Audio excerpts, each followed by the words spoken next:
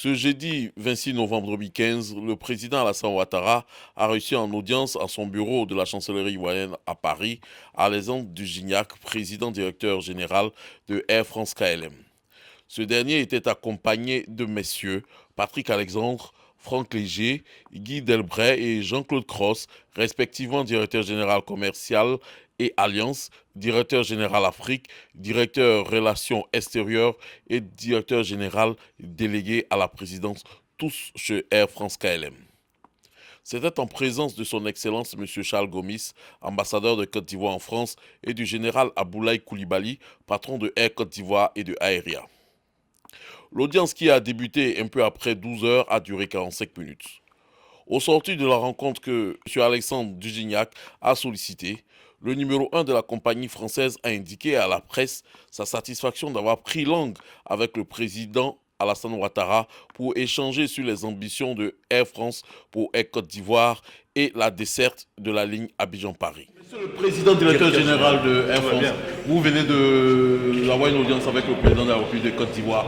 Pouvez-vous nous dire quelle a été la teneur de votre rencontre? On a été reçu par le président qui nous a consacré beaucoup de son temps précieux.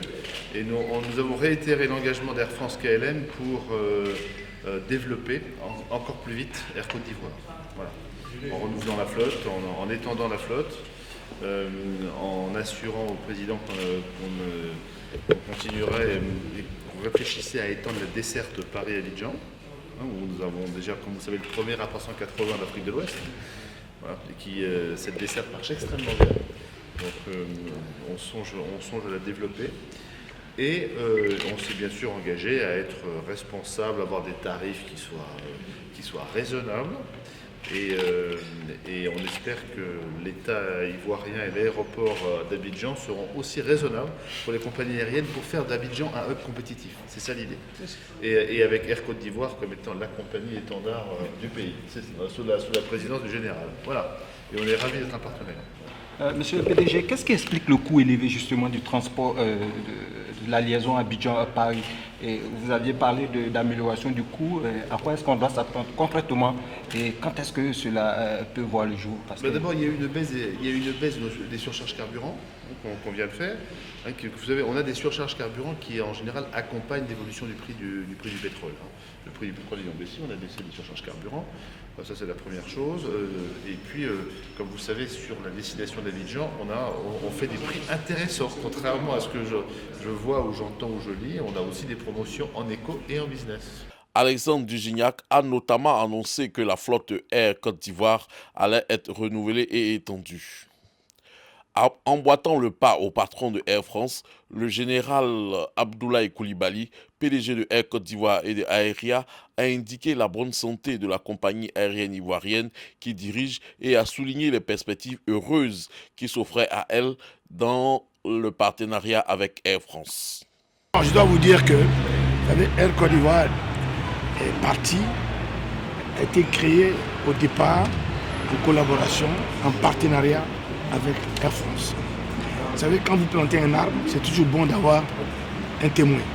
Et nous sommes adossés sur Air France pour évoluer.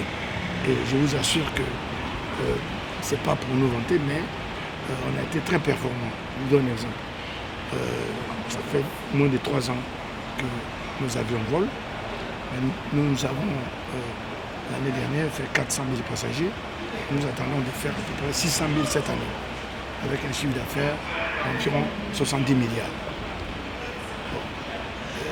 Actuellement, nous sommes à la recherche de fonds, de financement pour acheter de nouveaux avions, en particulier des Airbus.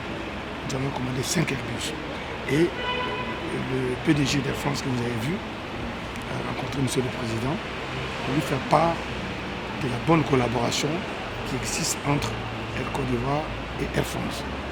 Et bien sûr, il a été question également de l'avenir de cette compagnie qui, à mon avis, est en bonne voie.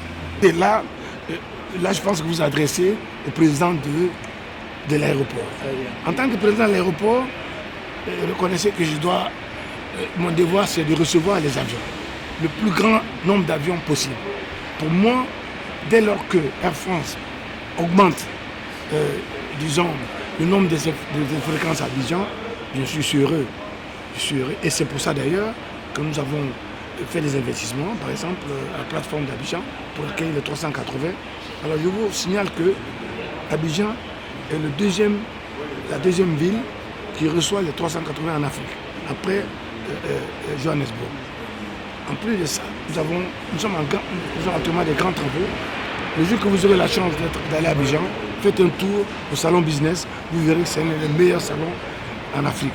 Je dirais aussi bon, sinon peut-être meilleur que le salon de Roissy. Ça, je peux vous le dire. Mais je peux vous dire d'ores et déjà que M. le Président de la République a reçu le PDG de France, il n'est pas sommé, mais il lui a dit qu'il fallait faire un effort dans ce sens. Ce qui va être fait probablement dans les semaines à venir. Le président a exigé ça. Et je crois que ça, c'est un bon niveau. Maintenant, quant à nous, je dois vous dire que il faut qu'on progresse, il faut qu'on se développe. Vous savez, un bébé ne va pas manger de la viande, alors qu'il est encore au lait. Ne vous inquiétez pas, nous avons des ambitions. On dit, pour aller loin, il faut savoir cacher ses ambitions. C'est ce que nous faisons. Mais je pense que dans les années à venir, vous entendrez parler de nous.